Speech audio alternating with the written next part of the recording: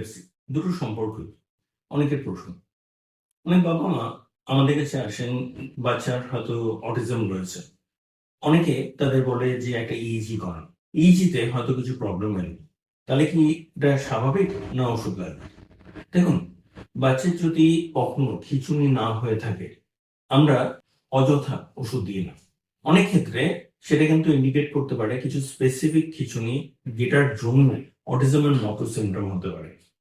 আবার অনেক ক্ষেত্রে খিঁচুনি এবং অটিজম দুটোই যেহেতু ব্রেনের সাথে রিলেটেড, অটিজম বা অটিজমের ধরনের সিমটমস আসতে পারে অনেকগুলো কারণ, যেমন হয়তো জন্মে কাঁদেনি বা ডেভেলপমেন্টে ঘাটতি আছে, এরকম কোনো কারণের সাথে। এবং ডেভেলপমেন্ট ব্রেনের সাথেও রিলেটেড। তাহলে দুটোই একই কারণে হতে পারে। তার মানে এক্ষেত্রে বুঝতে হবে।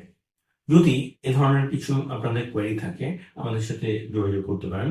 আমি ডক্টর দীপ্তাংশু দাস, আমি একজন paediatric neurologist, institute of neuro ডেভেলপমেন্টের সাথে অ্যাসোসিয়েটেড। যদি প্রয়োজন হয় আমাদের সাথে +91 94 330 888 তে যোগাযোগ করতে পারেন।